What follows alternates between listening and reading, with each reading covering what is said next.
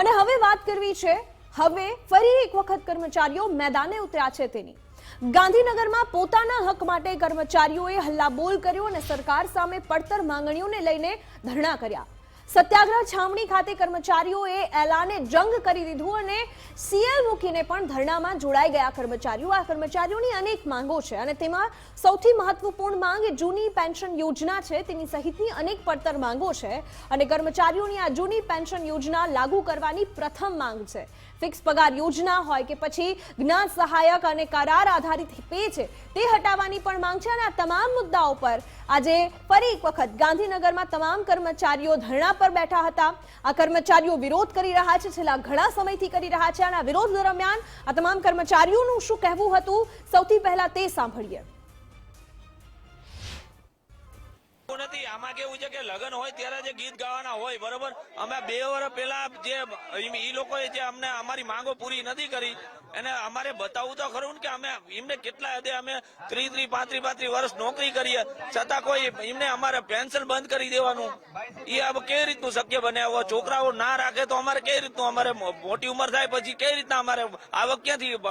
એ અમારી પેન્શન યોજના ચાલુ કરવા માટેની અમારી આ ડિમાન્ડ છે. તમામ કર્મચારીઓની એક જ માંગ છે કે જે ઓપીએસ કમિટી રચના કરવામાં આવી છે તેનું જે પણ જે ઓપીએસ અંગે જે યોગ્ય નિરાકરણ જાહેર કરવામાં આવે, જેથી તમામ ગુજરાત રાજ્ય અને દેશના એનપીએસ કર્મચારીઓને ખબર પડે કે દેશના જે આપણા રાજકારણીઓ છે, દેશના નેતાઓ છે, દેશની જે સરકાર છે જેનું ઓપીએસ પ્રત્યે શું વલણ છે એ સ્પષ્ટ બધાને ખબર પડે. ઓલ્ડ પેન્શન એ અત્યારે વૃદ્ધો માટેનું પેન્શન છે. ઓલ્ડ પેન્શન સરકારે ઓલ્ડ પેન્શન લાગુ નહીં કરે તો શિક્ષકો અને દરેક કર્મચારી મહામંડળના કર્મચારીઓ ક્યાં જશે? પોતાનો મારો જ દીકરો હોય, મારો જો પેન્શન નહીં આવે તો મારો દીકરો મને પાલવી શકે નહીં.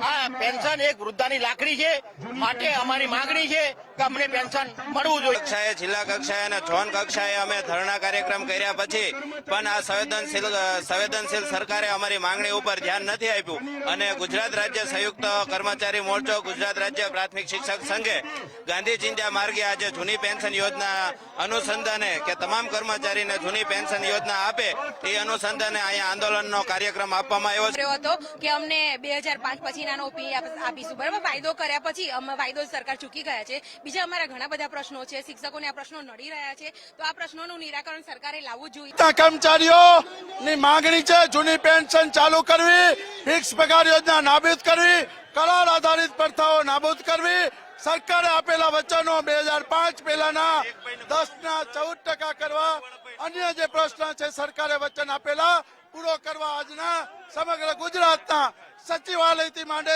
પટાવાળા સુધી તમામ કેડરો ઉપસ્થિત છે. ત્યારે તમામ અમારી માંગણીઓ છે 2005 પહેલાના જૂની પેન્શન યોજનામાં સમાવવા અને 10%ની સામે 14% જે મીડિયા સમક્ષ રજૂઆત કરવા છતાં પણ આજ સુધી 1.5 વર્ષ થવા છતાં પણ સરકાર તરફથી એનો કોઈ પ્રત્યુત્તર મળેલ નથી. તે બાબતે પણ અમારી રજૂઆત.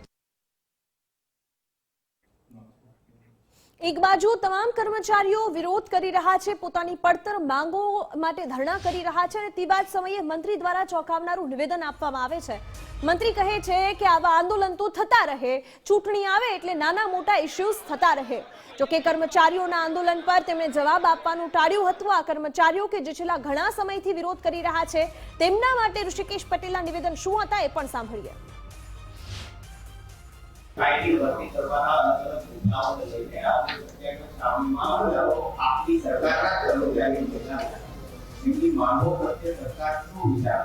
ચૂંટણી આવે એટલે આવા કંઈ નાના મોટા ઇસ્યુ આવતા જ રહેતા. ચૂંટણી આવે એટલે આવા કંઈ નાના મોટા ઇસ્યુ આવતા જ રહેતા. ચૂંટણી આવે એટલે આવા કંઈ નાના મોટા ઇસ્યુ આવતા જ રહેતા.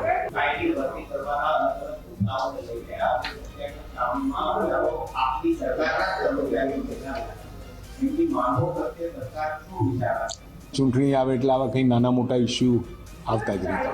ચૂંટણી આવે એટલે આવા કંઈ નાના મોટા ઇસ્યુ આવતા જ રહેતા.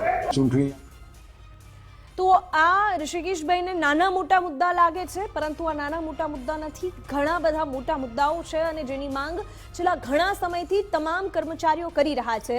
ન માત્ર જૂની પેન્શન યોજનાની માંગ કરી રહ્યા છે, પરંતુ અન્ય કઈ માંગો છે એ તમામ કર્મચારીઓની, તેના ઉપર પણ નજર કરીશું.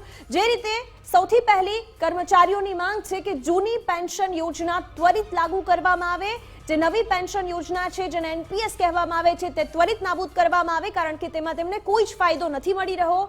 ફિક્સ પગાર યોજનાને જડ મૂળથી હટાવી દેવામાં આવે તેવી પણ સરકારી કર્મચારીઓની માંગ છે અને આ સાથે જ ફિક્સ પગારમાં ખાસ કરીને જ્ઞાન સહાયક જેવી ભરતીઓ હોય જે કરાર આધારિત છે, ફિક્સ પગાર હોય કે પછી કરાર આધારિત જેટલી પણ ભરતીઓ છે જેના ઉપર કરાર આધારિત પે આપવામાં આવે છે તમામને તાત્કાલિક હટાવી દેવામાં આવે, પૂરા પગારવાળી નોકરી તેમને મળે અને એક સરકારી નોકરી મળે, જનરલ પ્રોવિડન્ટ ફંડનો સીધો જ લાભ છે તે તેમને મળે, જે જૂની પેન્શન યોજનાનો લાભ છે એમને નથી મળતો નવી પેન્શન યોજનામાં. સાથે જ CPF-માં કર્મચારીઓના 10% ફાળા સામે સરકાર પોતાના 14%નો ફાળો ઉમેરે તેવી પણ માંગ છે.